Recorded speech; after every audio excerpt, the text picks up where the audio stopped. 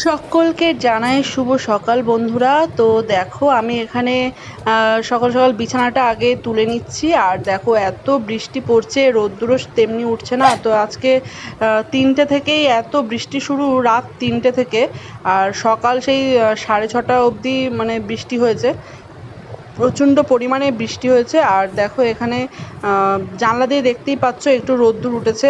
আর এখানে দেখো আমি বিছানাগুলো গুছিয়ে নিচ্ছি। আর সমস্ত জামা কাপড় দেখো এই খাটের উপরেই মেলি, কারণ এই হাওয়াতে, পাখার হাওয়াতে শুকিয়ে যায় তো তার জন্য।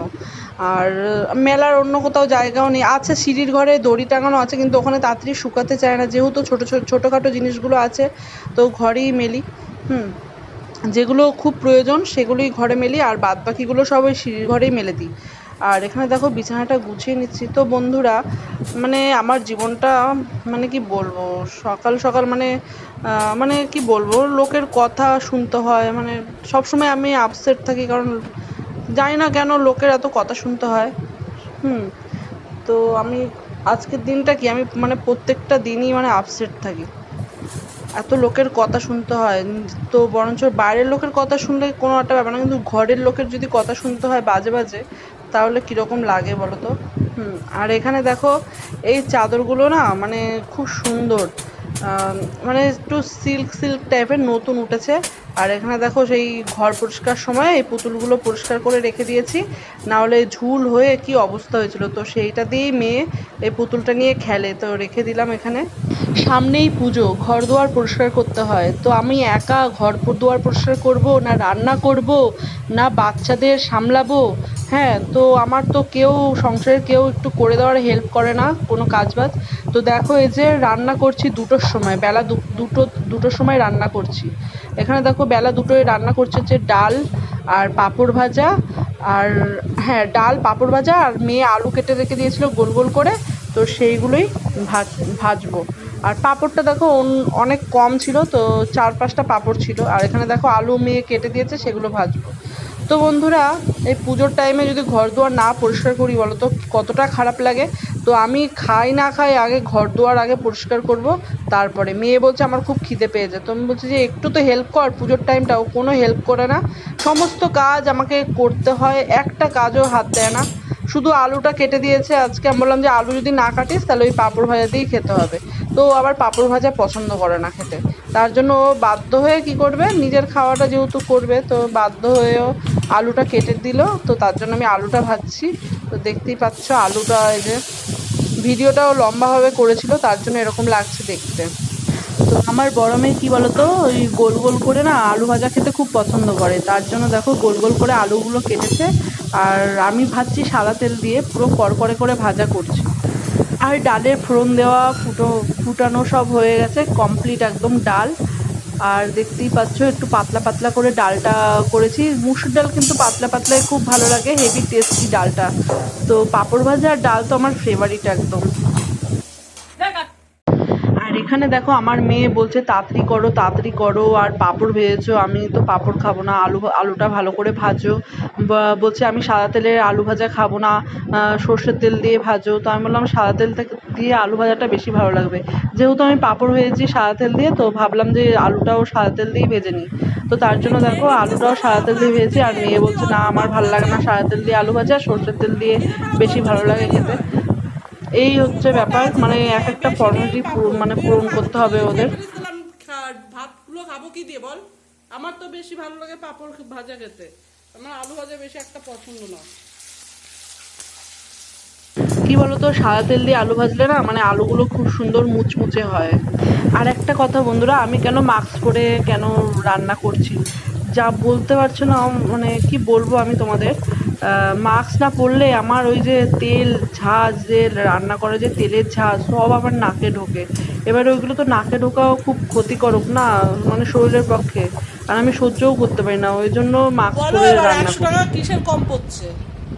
100 টাকার কিসের কম পড়ছে বলো? ভূতের ভূতের বলো আগে 100 টাকা কি করেছো তুমি?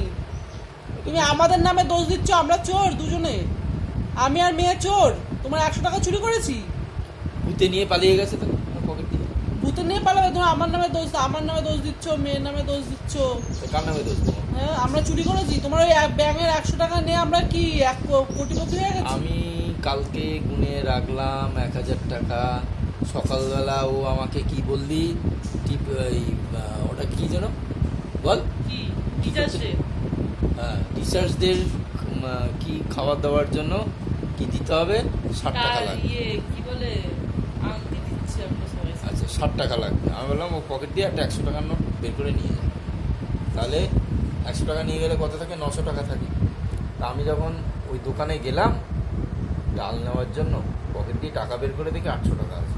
তার 100 টাকাটা গেল।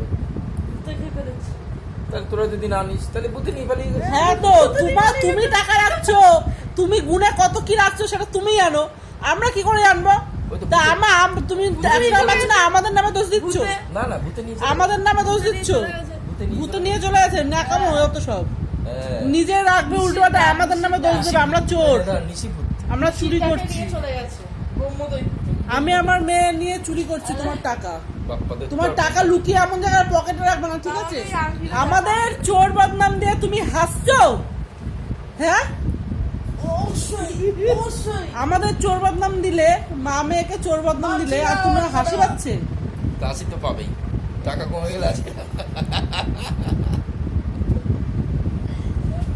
দাঁত ভেঙে দেবো, আর দ্বিতীয়বার যদি আমাকে চোর বদনাম দিয়েছিস, এগুলো শুকিয়ে গেছে। আমাকে চোর বদনাম দেওয়ার আগে 10 বার ভাববি। তোর এই 100 টাকা নিয়ে আমি জামা কাপড় কিনতে যাবো না, তোর এই 100 টাকায় আমার জামা কাপড় হবে না, সেটা বোঝ, বুঝলি? 100 টাকা নিয়ে কিন্তু জামা কাপড় হবে না আমার, এটা উপরে দিয়ে আয় যা, 100 টাকারটা ব্রাও হবে না কিনা, দড়িতে দিয়ে যা, বুঝছিস? মানে তুমি একটা প্যানও হবে না 100 টাকার, সেই বুঝে আমাকে চোর বদনাম দিবি। তোর বদনাম না, এটা ডাকাতি বদনাম। হ্যাঁ রে, তোর তো সোনা গয়না চুরি করে রয়েছি, ডাকাত আমি। যখন কিছু বলতে যাবি 100 বার ভাববি তারপরে বলবি। আর এবার যদি বদনামটা আমি শুনেছি, তোর টাকা আমি সব গায়েব করে দেবো, আর খুঁজে পাবি না। ওই সেই কথাটাই, আসল কথাটাই এবার বলে টাকা আবার গায়েব করে আসল দেবো, কথাটাই এবার বলে ফেলেছি। আর খুঁজে পাবি না, বুঝলি? টাকা গায়েব করে দেবো, কারণ মিথ্যে বদনাম যখন দিচ্ছ তখন আবার সত্যি করে দেখাবো, তাই না?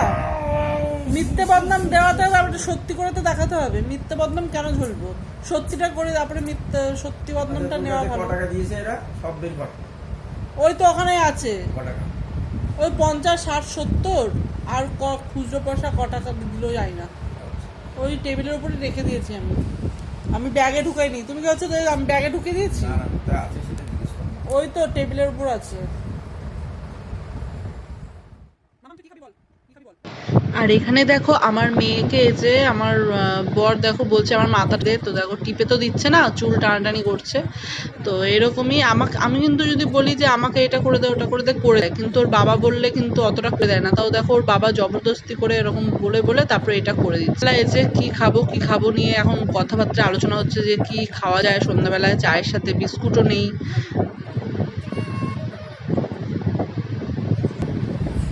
তো চলো ফ্রেন্ড, ভিডিওটা এখানেই এন্ড করছি, তো চলো টাটা।